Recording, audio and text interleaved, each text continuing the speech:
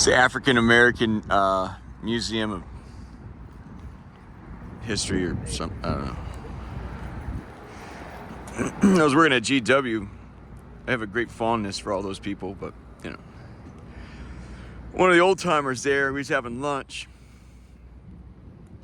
I think his wife worked at CIA, and just to extend some bio on him. He says it was winter and it was actually February. He says, you know, we was sitting there having lunch. You know, it's February and they say that's national. It's Black Culture Month or something like that. He kind of shook his head and he said, "What is my culture?" Couldn't you tell me? I said, no, I'm so sorry, I'm afraid I cannot. Can America tell them what their culture is?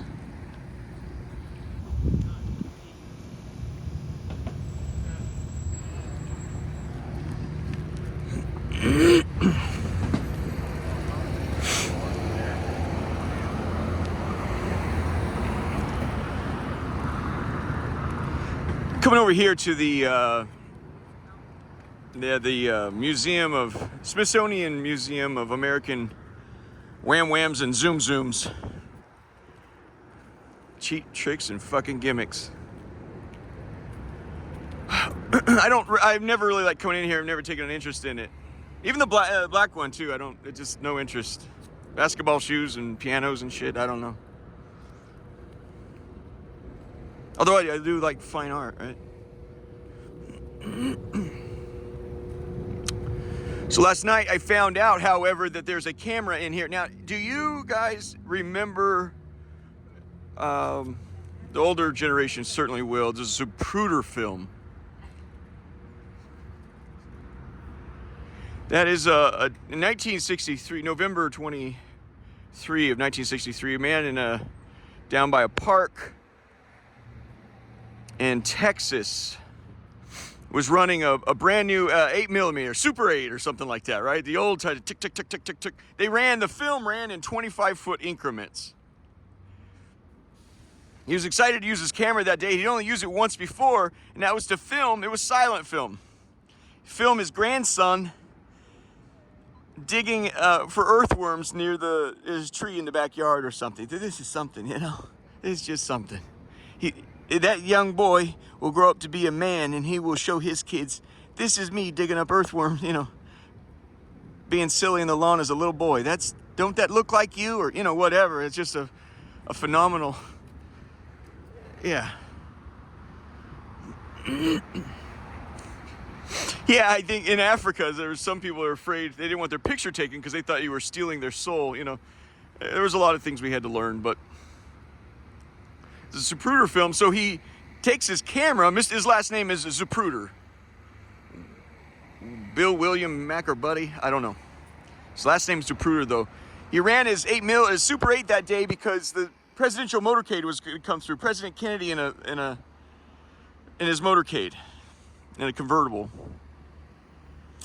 And so he's running it as the president's motorcade runs through, and he hears a couple gunshots. There's some popping, right? Looky there, it's a Mexican standoff.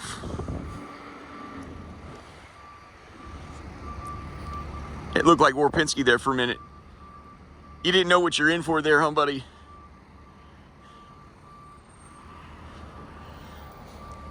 So the Zapruder film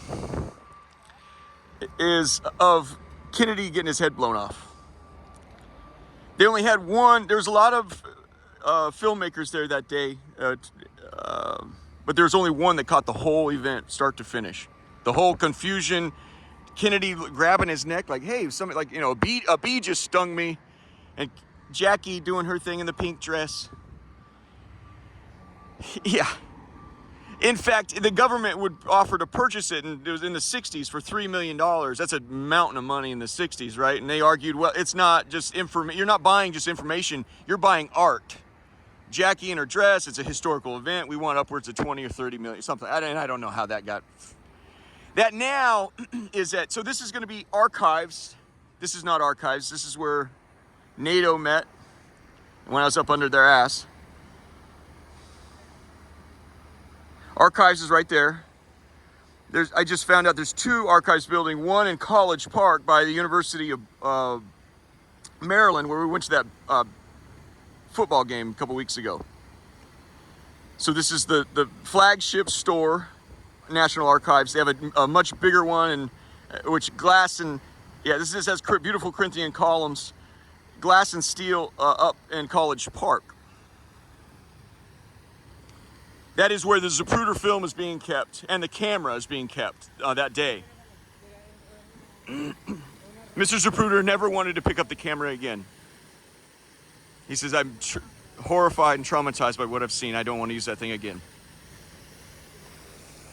And to be the guy that caught it, you know. So,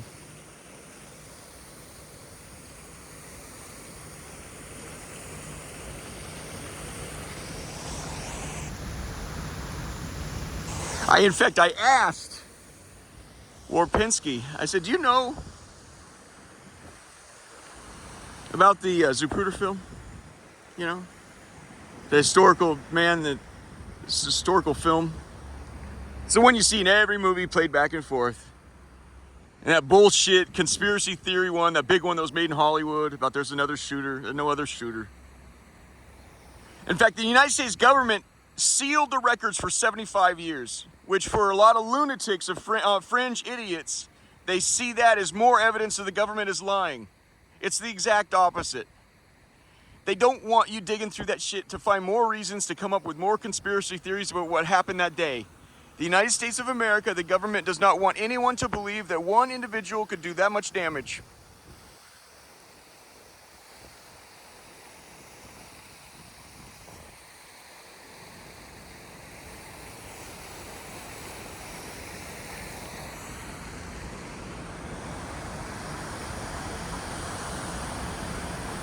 So I asked Warpinski, I said, you ever heard of that? The film, you know?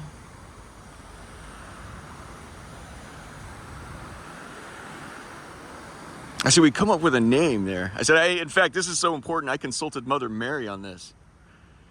I said, we come up for a name for the reel that you're sitting on. You guys remember Joseph Stalin? Yeah, dictator or communist lunatic of Russia. So we call it the, and I told him, I said, we're calling it the Warpinski Stalin reel. So, they're not gonna do anything. Obviously, it's a double entendre, right? Stalin, because he's gonna do everything he can to sit on it forever. However, in here, with the cheap American gimmicks, wham whams, and fucking zoom zooms, is a different camera. Apparently, a man down in Manhattan, and I didn't know about this. I was a West Coaster, and sure, we had our ways of remembering what happened, and we obviously were terrified on that day. But so there's a man downtown with a doing a documentary on firefighters, and he just happened. The film is he's a firefighter messing around with something on the ground. He's taking pictures, he's filming it, and he's he's casual as can be. He sort of notices an airplane. He's sort of and he goes back down like this, and then the firefighter looks behind him like and so he follows the trail and he catches the very first airplane. Commercial aircraft going into the South Tower or whatever it was. So apparently that is here, and yeah, allow us to help drum up business. They may ask me to shut this off, and if so, I'll turn it right back on so we can discover this piece of Americana together.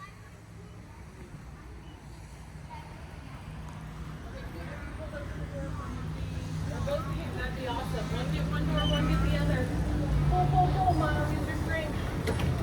Thank you. Yes, ma'am. There we go.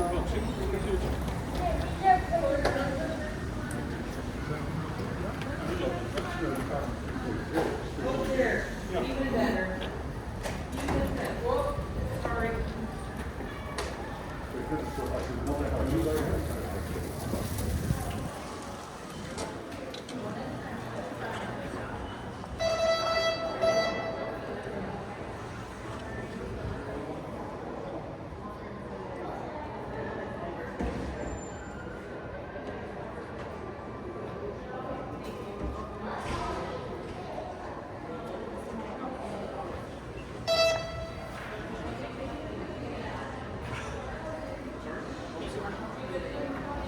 Oh, it's bad.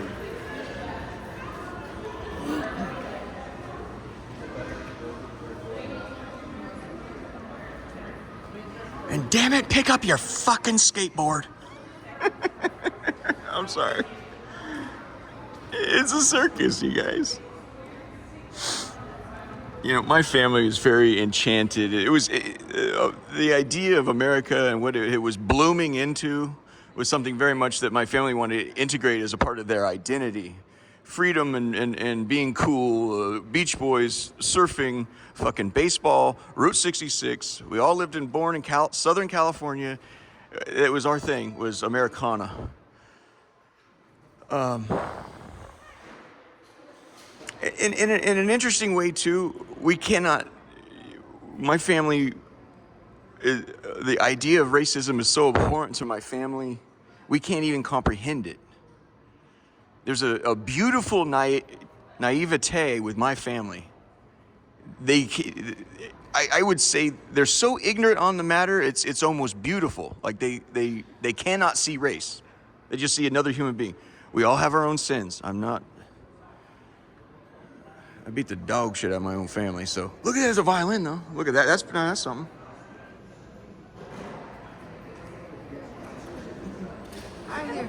What can we do for you? I heard that there was a camera that filmed the attack, terrorist attack on 9/11. I come down to see if that camera, let me ask you this, what wing of this? We have a big girder from 9/11 in Price of Freedom on 3 East. 3 East. Yeah, so if the camera, I don't remember seeing the camera.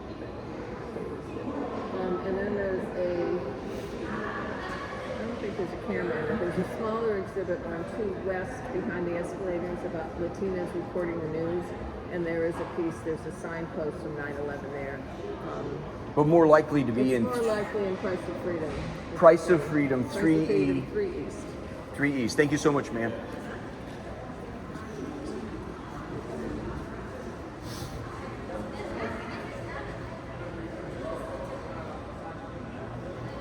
Is that the Titanic? Well, let's get a little looky look. No, it's not the Titanic. No. Hey, choo choo.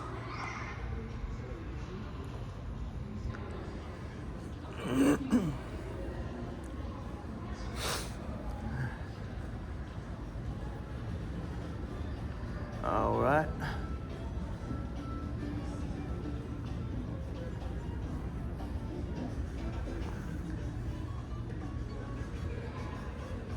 American Latino begins here. Yeah, yeah, yeah, yeah.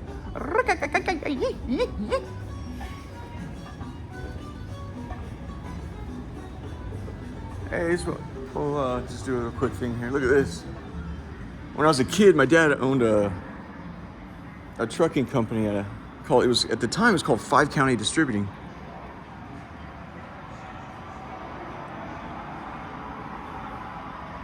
Look at that. There's a picture of me on his freight yard climbing into one of these Peterbilts.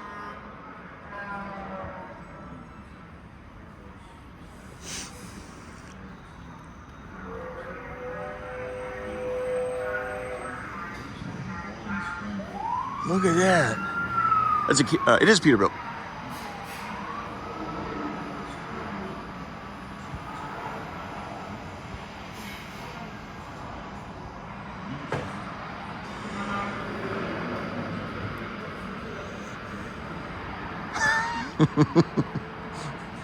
No, no. Look at his face. No, do it as I say it. Damn it.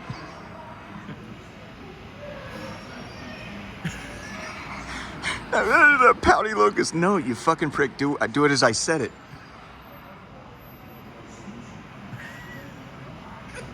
Fucking CHP, man. CHP. Oh, it is CHP.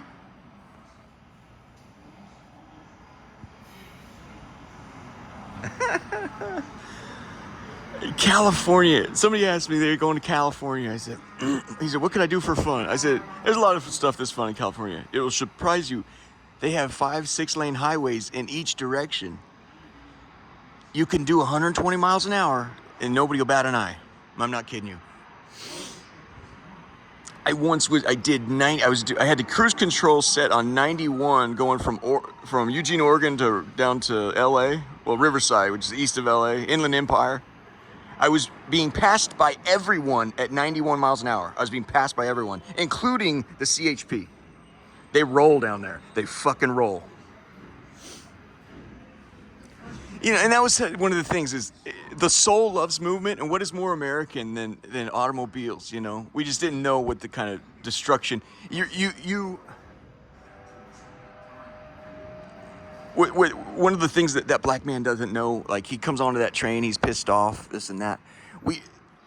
In a sense, he's like, you guys are rich and wealthy. In a sense, we're not. The bank owns all our shit. We pay it to the bank. The bank owns almost all our shit. Home ownership is the dream, right? Everybody says, well, I own my home. No, you don't. What does the study say? The average is 3 weeks after losing your job, you're pretty much homeless. You don't own the fucking home. And these things are, you're wedded to, do it like this. Break it down like, don't do money. How many days a month do you go to work for the estate that you have to pay for? How many days goes to all the cars you have? How many days how many days are reserved for that you work for discretionary to do whatever the fuck you want? It's more of you trying to keep better pace than your neighbor and that you're going to be doing better in 30 years. I know this whole game. I mean, it was considered a Geneva Convention. It was a violation of international law in my home if you did not have a car and your driver's license on your 16th birthday. It was a violation. Your human rights were violated if you didn't have a car and a slick car, a car you could present at the high school, right? A car you could make out with in the back seat, and the chicks would be glad to go tell everyone, I got to ride in that car, and guess what? I got smooched in the back seat. I know the whole thing. The soul loves movement. This is a fun thing. You can now, rent a car for a weekend. Try that or something. You don't need all this shit. Let's go upstairs and observe the price of freedom.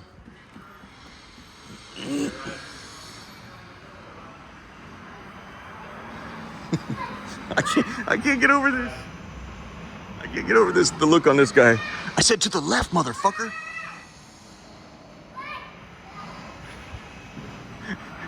Look at this shit.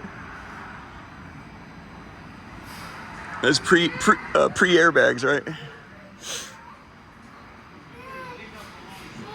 I've never been back this way. This part's kind of fun. I've never been over here. Is that a Grand Prix or something? What is this? So these are all American made. Is that what it is? Grand Prix. Well, that is a Honda. That's not American made. Schifopolis. Yeah. Timmy loved Porsches, man. Timmy had a Porsche, California plates, and it said, in for a rush. In, just the letter N, number 4, a rush. In for a rush.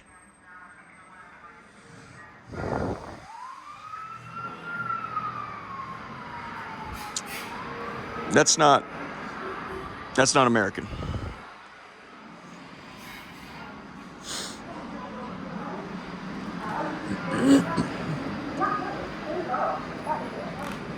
all the decorations and the tree lighting downtown. I'll have special for everybody. Stories. Quite small. I know, and every night there's the flavors. 75 years later, it pretty much looks the same. This one's a little cleaner. Give you that. Now this is the Americana. My family would just look at the boy. Bicycles. Do you ever used to, like, you come home after dark or whatever it was, whatever time of year it was, you come home before dinner or whatever the shit.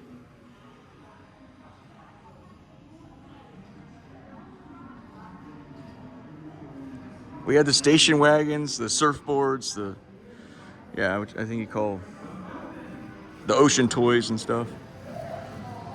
Beach cruiser. Huh. As a sailor.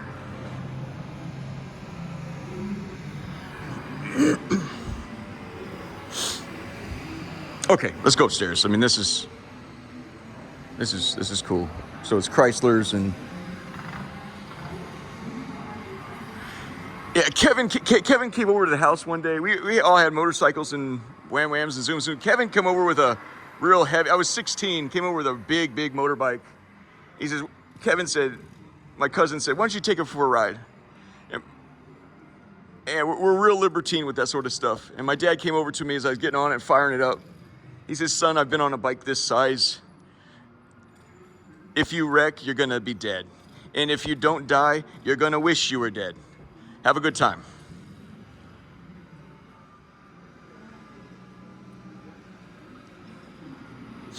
I went so fast, the helmet was lifting off my head because of the wind. It's an awesome thing, man. I mean, there's stuff about America that, yeah. And that's the thing, these black guys, they can't, this isn't, they don't consider it available to them. Well, how do they blow their hair back? There you go. Crack cocaine.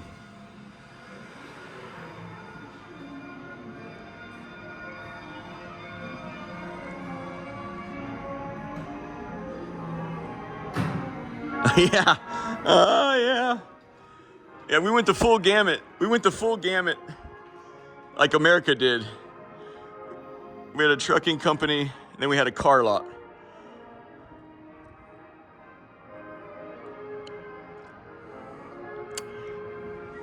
I regret the car lot thing. Yes, and like everyone else, then we went into mortgages in 2005 and got wiped out with everyone else in 2008. I just don't like skullduggery. There are awesome car salesmen if you're honest.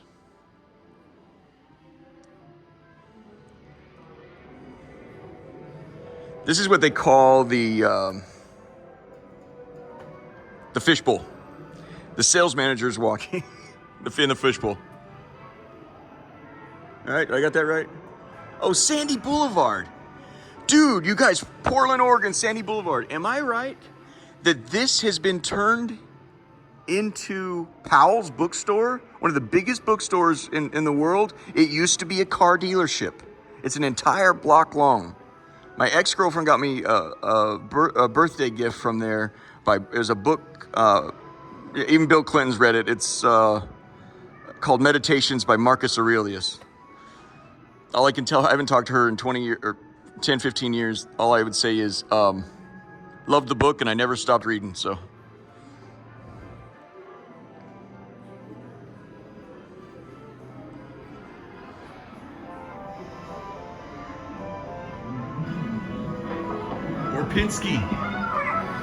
Orpinski, we come a long way, huh, homo? I told you I was gonna fuck you, faggot.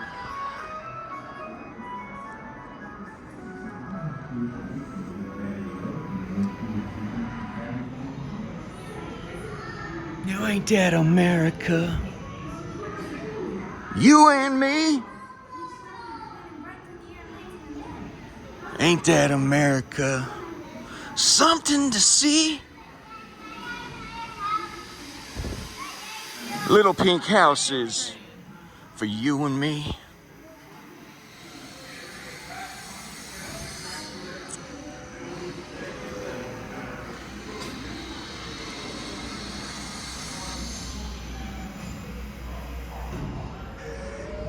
Henry Ford said, I will build a car for the multitude. Basically, his point was, I will democratize something that is something for only kings can afford something like this. I will do it in a way that it democratizes it. Everyone can have access to an automobile. This is the same thing with Apple, Steve Jobs and Steve Wozniak. They're inspiring. The idea was to democratize something that only the rich and powerful can have. I would argue that Steve Jobs, and there right now at the Kennedy Center, there's an opera dedicated to Steve Jobs. And in the description of that opera, he says, in the end, even Steve Jobs himself realized that you cannot program humanity. Do you want that democratized?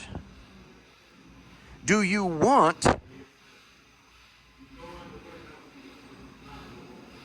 the processing power that is now in our pockets that honestly is more powerful than crystal meth? Do you want that democratized? They used far less processing power to put a man on the moon. And yet you insist you need to stay connected. To whom, man? I said to the fucking left. I like this guy. I said to the fucking left. He started. Yeah, my grandfather came home from World War II saying, if the left one don't get you, then the right one will. I might have told Warpinski that too. I knew he was mine, man. I knew it was up. I knew it was up. I told him, so I go, buddy, I'm surprised I had to tell you twice.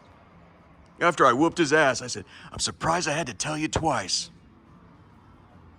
I told you, I ain't asking.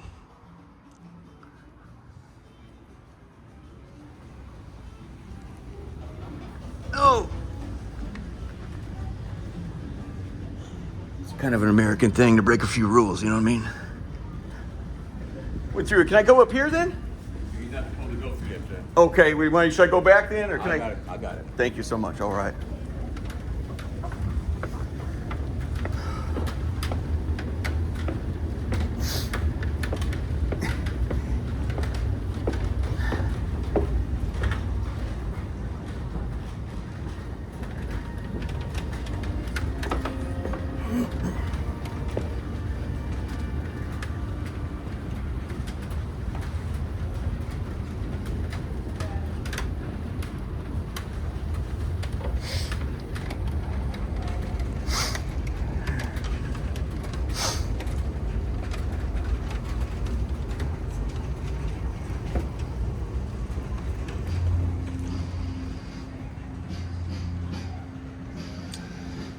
Price of freedom. Americans at war. Huh.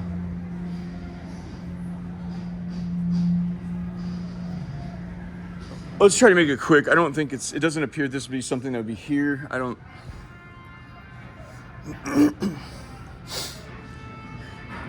There was what I'll say about these rifles here. This is like Civil War time. This is a colonial time before the Civil War, but it was still rifles of that, real long nature. They had a problem they discovered in the war, which when they shoot, they still at that time, war had not evolved enough. They believed that in order to get concentrated fire, you had to have the guns and the people concentrated. That's why they fought in blocks. You know, the men were lined up and there'd be men right behind them to continue. That's how war, it was just, we were running people through a grinder, a machine. It was horrifying. But what they figured out was with those bit long rifles, it took forever to reload, right? They would shoot across the field and the bullet would actually raise, as the bullet was traveling across the field, it would raise up. And by the time it got to your enemy, it would just kind of whiz right over their heads. So it's a problem. Oh, shoot, look at this fella.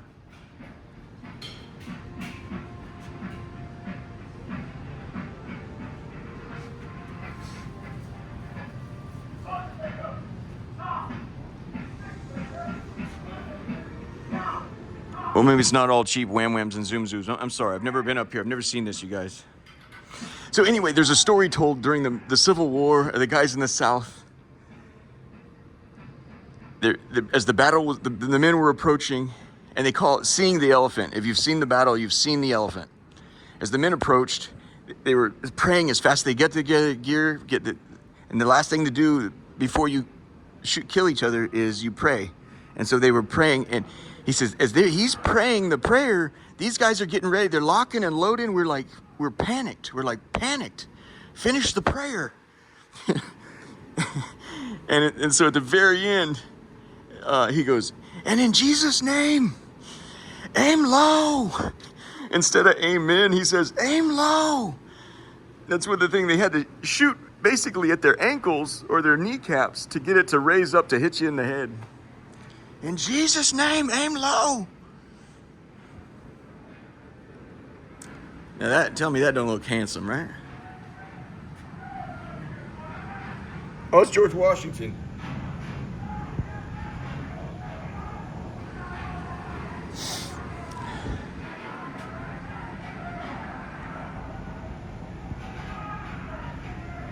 All right. So I think at the very end of it, this is colonial stuff. At the very end is going to be that camera. Let's just take in what we can here.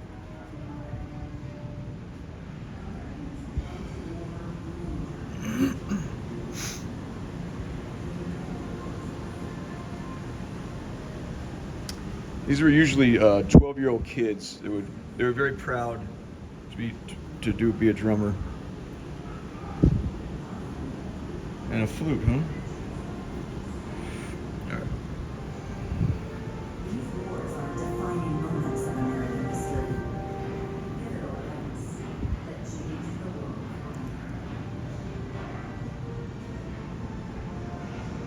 Yeah.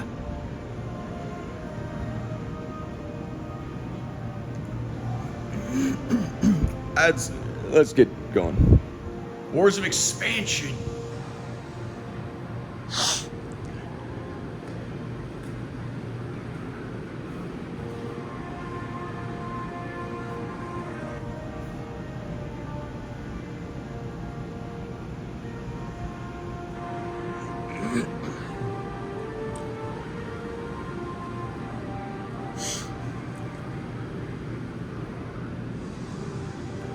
This is something I'd encourage people to look at. I didn't know it was here. I'm sorry. Civil War. We got to look at this real fast.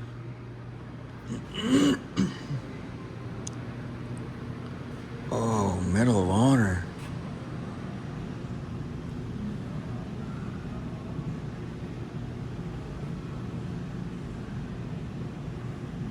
So we go through here. We can get to it that way. Battle of Bull Run. I think it's the first one.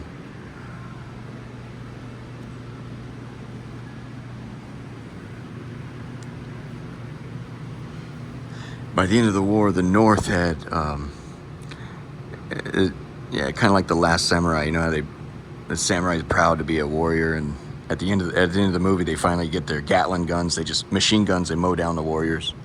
At the end of the war, the North finally got their hands on what was called at the time, I believe, a repeater. You didn't have to reload, and so the Southerners teased them, saying, "Well, you load your gun on Sunday and you shoot for the rest of the week."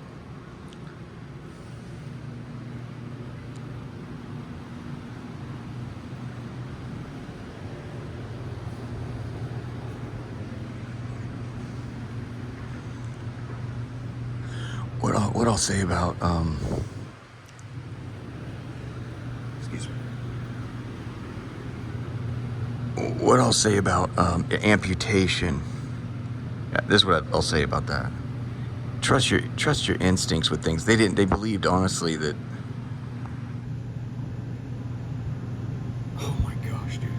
It's just disgusting to even look at. If you were shot somewhere, they would amputate the limb. One guy was shot, I think, in the arm or something, and they approached him with that right there. And he was an awesome soldier. He immediately pulls his pistol. He says, "You get any closer, I'm gonna put a bullet through your head." And he went on to keep his arm, and he didn't get sick. It was gangrene they were afraid of you getting. He said, getting closer, buddy, you're going to be joining me. But use your instincts. We were wrong about a lot of stuff with medicine. Use your instincts. Everyone can say one thing, and you can be right.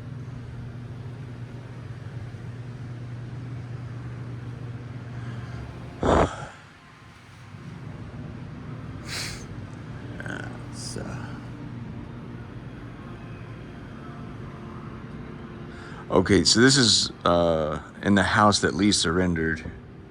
This is what I wanted to mention. Lee offered his, there's Lee there with Grant. Lee offered his sword. And as Lee was loved and admired and respected so much, they refused it twice. And everyone looks at that as a great, in my view, when Lee offers you his sword, you take it.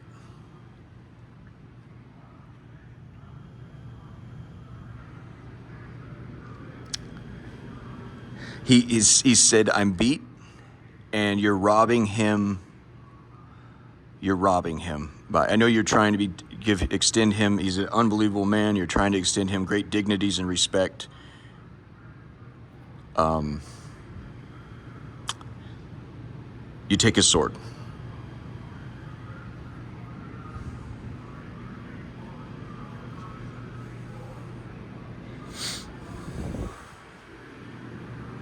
It's a further humiliation. You've now humiliated him twice. Now you beat him, and you refuse to. It's his duty to see it through. He's been beat. It's his job to see it through.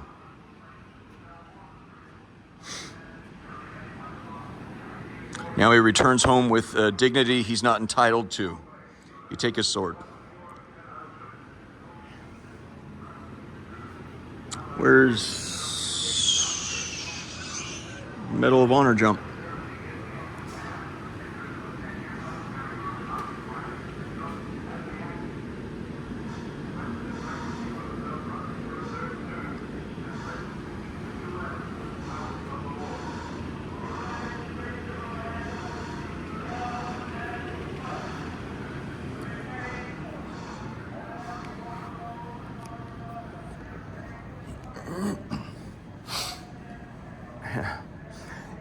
One other thing is, it's an interesting thing, and you'll discover this own hypocrisy in your own life, and I've discovered it in mine. When the soldiers approached a battlefield, they had playing cards, they had women that were dressed kind of racy, they had liquor bottles, they had, they would throw everything away. As you got to a battlefield, everything approaching on the roads, approaching that battlefield, they get right with the Lord, okay? You think, well, that makes you a hypocrite, but it's just the human condition. As you're about to go meet your fate, you throw out. It was just, I've thought a lot about that. It's like, doesn't that make you a hypocrite? Yes, and I'm one of them too.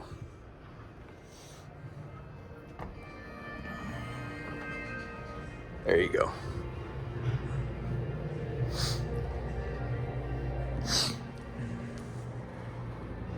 There it is. These are the times that try men's souls. They said, this is the medal no one wants, because you got to go through hell to get it.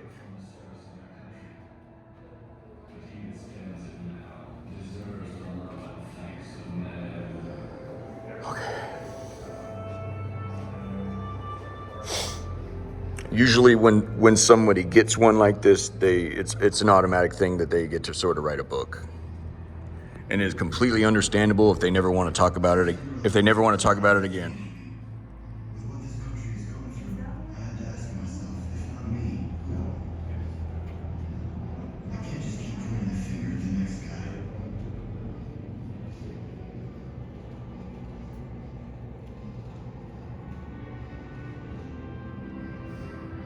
I'm going to miss a lot of birthdays, perhaps many of the firsts.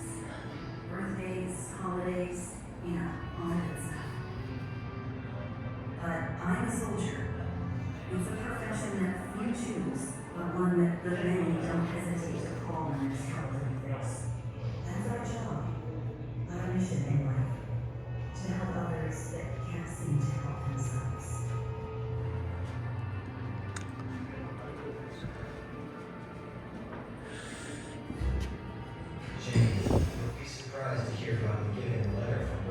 Yeah, there's an entire, it's a huge book I bought my dad at Barnes & Noble, or Borders in Eugene. It had a long list of each person's story about what they did and how they came. I'll tell you,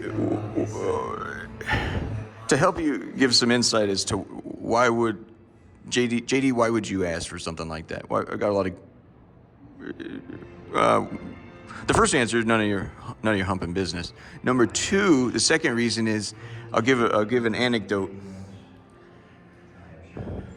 Oh, real fast. Oh, that's it. There. Let me tell this story, and then I'm not even sure I want to see that shit.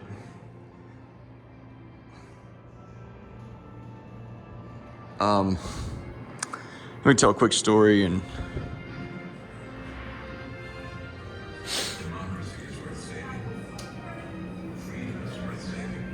Let's roll through and get the hell out of here. Hold on.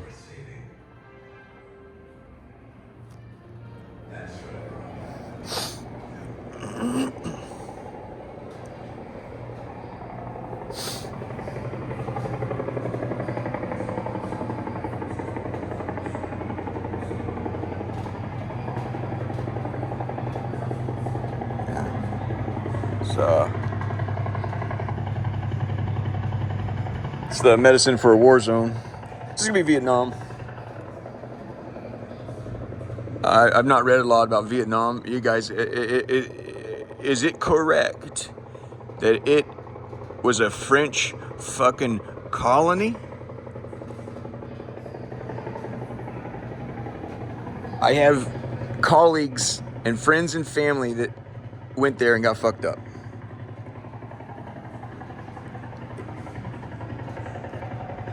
I actually told Warpinski, I said, what you're being directed to do right now, to hand that file over to the FBI, I understand that it's harder than an 18-year-old kid to run through a machine gun in Vietnam, what I'm telling you to do. I understand. I'm letting you know I understand. What I'm telling you you have to do is impossible. That's what they were told to do in Vietnam. This is impossible. You're going to go run through machine guns. For the French Empire, motherfucker?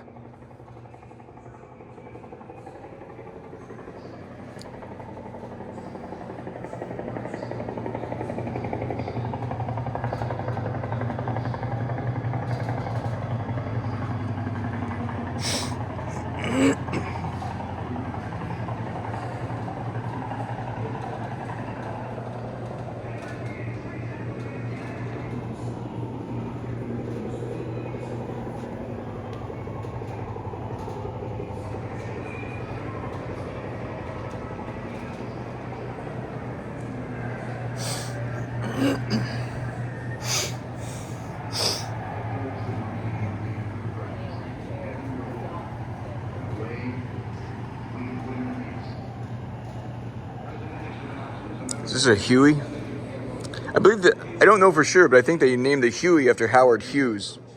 What they needed to do was, they were taking hard landings. They take obviously a lot of shots from underneath in the belly, like those Humvees with the IEDs. They had to make a V at the very bottom to divert the blast. These things needed to come in for hard landings, so it needed to be real springy. You come in hard, it needed to basically bounce. Howard Hughes was an aviator, of course, and I admire him because he was successful and had OCD.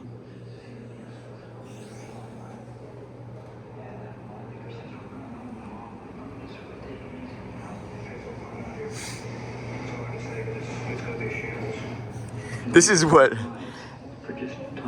Hunter Thompson, he'd go to the Vegas, he would stack the TVs on top of each other, and they'd get loaded and watch TVs and complain about Nixon and the Vietnam War.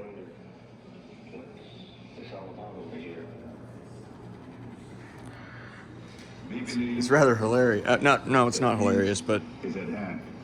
We believe an agreement is within sight.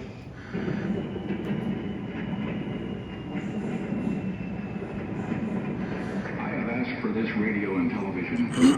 that sounds like Nixon. For the purpose of announcing that we have concluded an agreement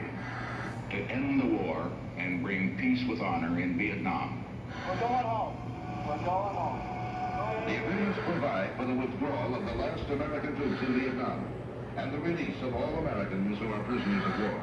We are profoundly grateful to our Commander-in-Chief and to our nation for this day.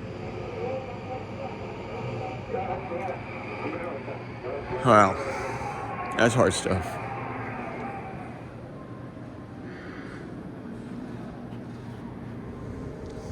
Do you guys remember, for a little comic relief, like Hunter S. Thomason would bring a little comic relief. You guys remember, what's the show? It's a Matt Judge show, not The Simpsons, but he did, it's kind of Simpsons is like a liberal family, and maybe I got it wrong, but King of the Hill. King of the Hill is more of a conservative, it's Hank and Peggy, and he has an Asian neighbor. He says, and Hank just sees things black and white. And he meets his Asian neighbor, he says, so are you Chinese or Japanese? And he says, I'm from Laos, a Ranrock country in Southeast Asia. And he says, so are you Chinese or Japanese? Anyway, here's Laos, a Ranrock country in Southeast Asia. Here's Thailand, Cambodia. Is this Vietnam then? Saigon. So here's the demarcation line. So the Ho Chi Minh Trail, I showed you guys in a video where the Ho Chi Minh Trail is getting to Langley, the CIA back there. They have those trails back there, and it's all on video. Hope you get to see it.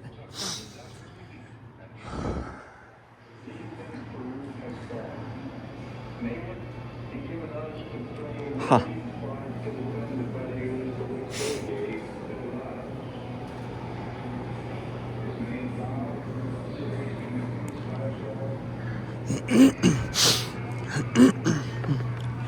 Is this the guy who, so he set himself on fire? Is this the one that they have, I think they have like this extraordinary, it's a statue of him in flames. It's unbelievable. It has a real Christ on the cross type thing going for it. Look into it. All his fellow Buddhist monks, here's all the other monks right here. They were all so jealous. They're like, we wish it was us. We wish it was us. Like he went out in total peace. It was the weirdest thing, man.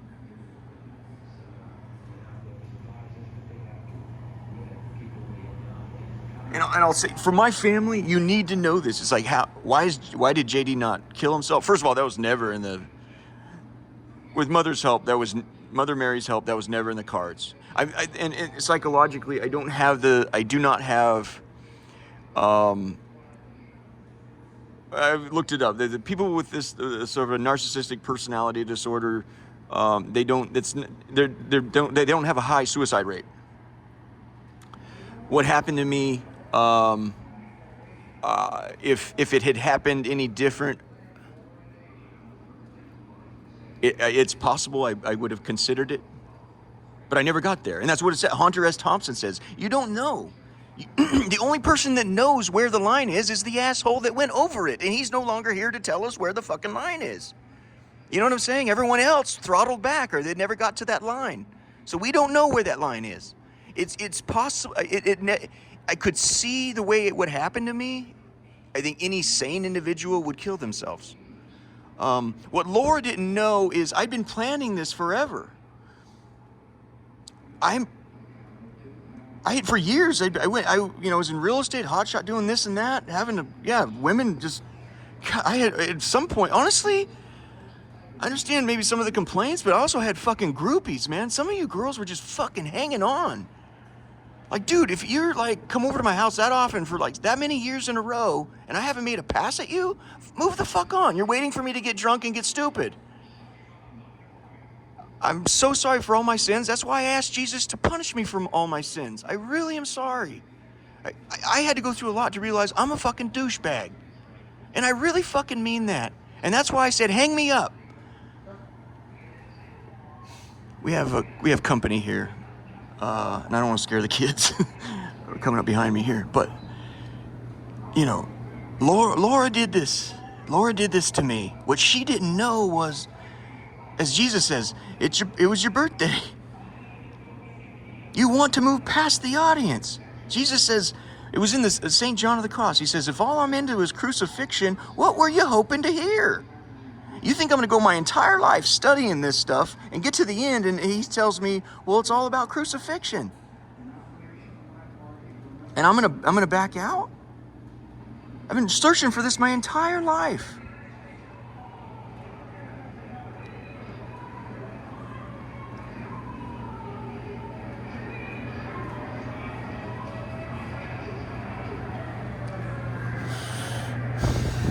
Look at the statue that they made for him. It's very interesting.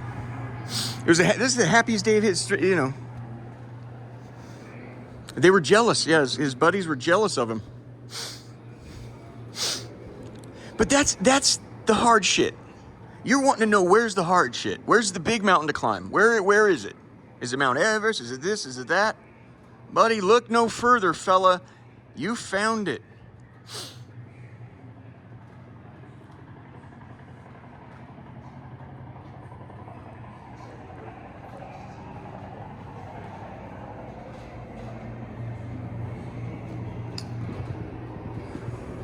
It just makes me sick to look at. I don't like, makes me sick. I don't see the camera, you guys. I don't see the camera, and I think that's beside the point at now. Yeah, I'm not, let's just,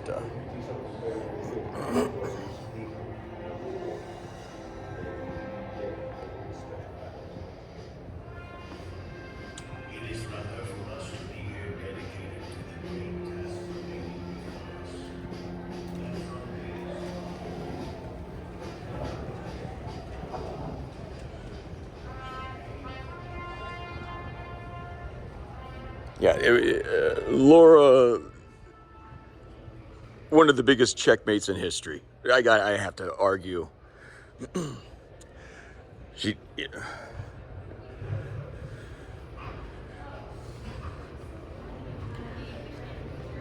I had already gone to the FBI. I had gone to the county sheriff. I got, you know.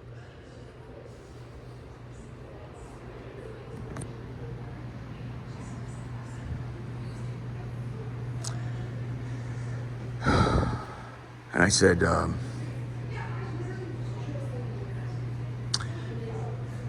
excuse me, yeah. I would need to argue that so my friends and family can have some sense about things. There was no way out.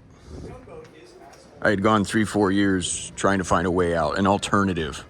Once I determined there were no alternatives, including going to the FBI, and everyone said, we're not interested. You know.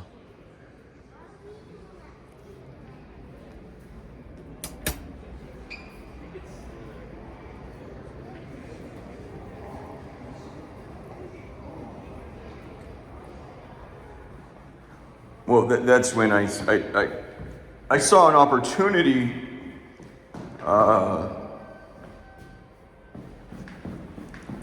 Yeah.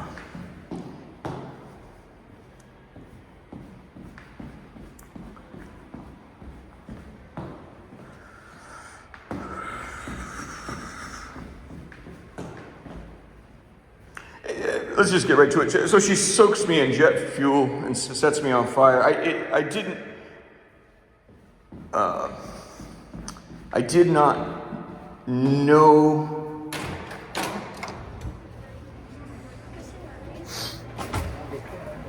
Let me exit. I hate talking around people. I just can't talk around. I need some measure, some modicum of privacy, you know? What is this? Which,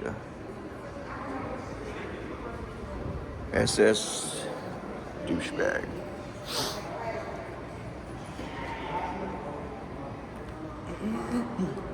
Sir, can I exit there? Right behind you? Yes, you can. Thank you so much. All right. You too.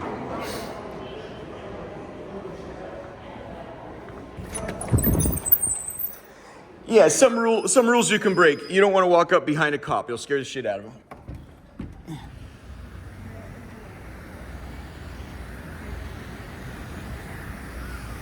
So,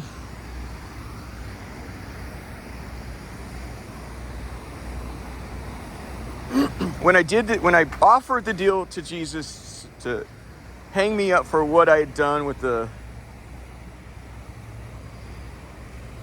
sexual text messages that, Laura was holding on to like it was like it was the greatest thing that had ever happened to her. Go fucking figure, man. When I offered to be hung up for that,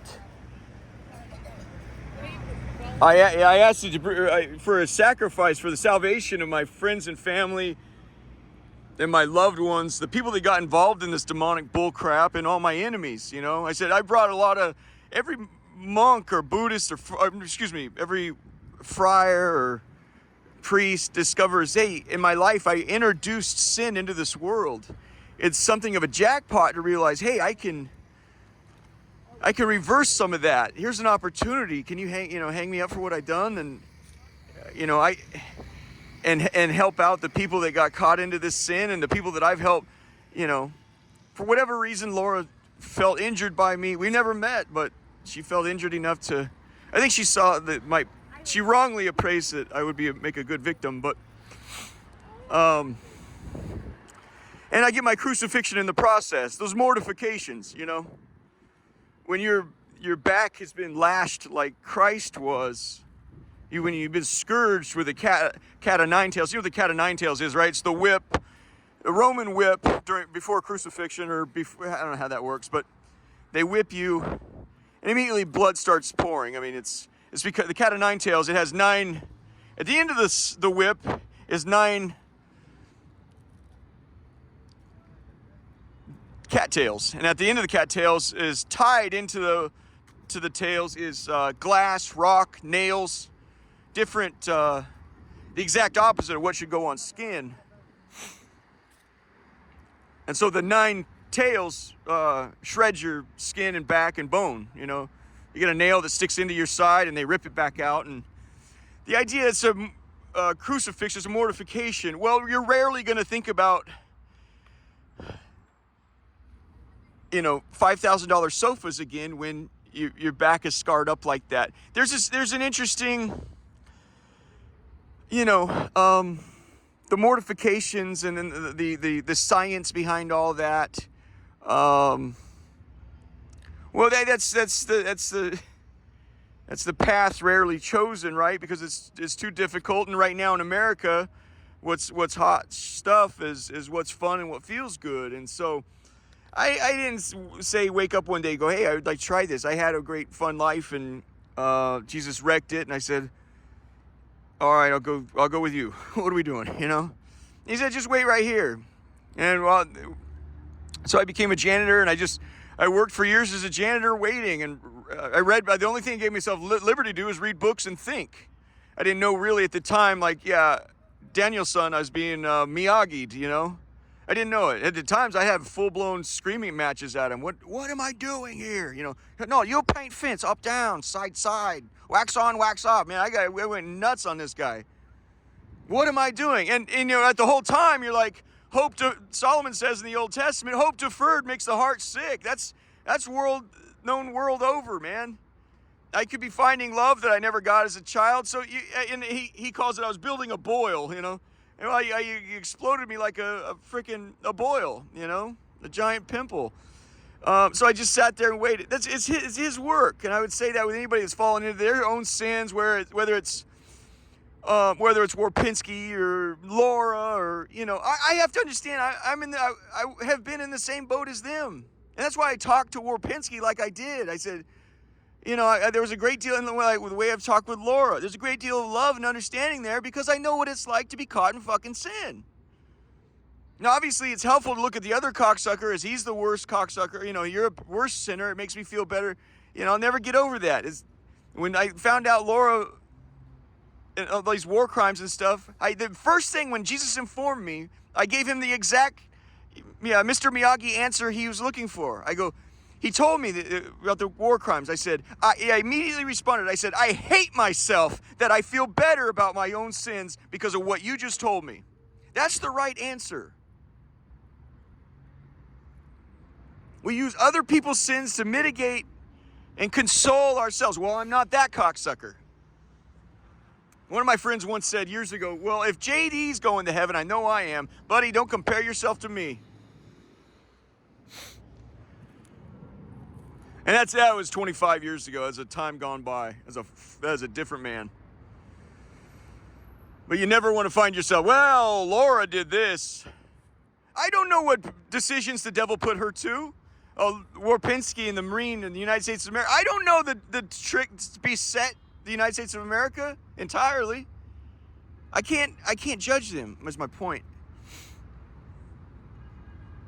Anyway, I was, let's wrap this up. I'll wrap it up with, my family wanted truth, justice, and Americana. You found it in spades. I know that my family hates in the extreme, just like any British person. They hate breaking, they hate anything odious. I mean, who likes stinky shit? And this thing's a bag of fucking sewer exploded on my Facebook account. I didn't know she could resurrect my Facebook account that had been deleted for years. All of a sudden, I'm resurrected online. I got all those colleagues and friends. I was a Sunday school teacher and shit years ago. There's several lives gone by, you know. When I offered that to Jesus, I thought for sure I finally would get the DOJ to change their mind and say, no, we'll charge you for this. And we'll put you, I thought for sure I was going to prison. And then I would be knifed. Apparently my family wanted, I'd be knifed out and I'd bleed to death in a prison floor. Because I told you guys, I said, I've fallen into child pornography. I need help immediately. I'm so fucking scared. I told you, they have cursed me. And I'm 3-4 years into the battle. No, I was 2.5 years into the battle at that time. 4 years into the battle at that time. If there's ever a time to act, it is now. I'm telling you, I fucking knew it the instant it happened. That I've fallen into the trap that's been set for me. Help! There's apparently, I don't know, and that's the thing. You when you see what had happened on that side, you're gonna go, it's unconscionable. You can't judge. I know, I love my family so much, and I know they made horrifying decisions. Every stinking fucking one of them. I know how they always woke up every day hoping to be good people and do the right thing and be a representative of what's good and right. You failed in spades. However, this is part of entering sainthood. Now, I will finish this with a talk about an anecdote, a story about, kind of illustrates why I asked for the Heaven's version of the Congressional Medal of Honor. You just saw it in there. Thank goodness I don't have anybody behind me. Oh, I hate that, man. It's so hard. Yeah, and it fucks you up in the head when somebody's constantly, not just like, I didn't realize when Laura was like, she just wasn't just stalking. At first it was just, she's just lingering there. Like, what the fuck? What kind of douche would do that? And then it was like slow, like occasionally tie your shoelaces together. And you're like, well, that's no big deal. I can't get into that account right now. The account is on the way. That bank account's on the way to the store. I'll stop at the bank and deal with it there. Next thing you know, you've been slowly, there's an old saying used in finance or in any aspect of life, which I'll use with the thing with Laura. The chains of that bondage are too light to be felt until they're too heavy to be broken. Those chains, that what happened to me, they're too light to be felt until they're too heavy to be broken. Let's end with that.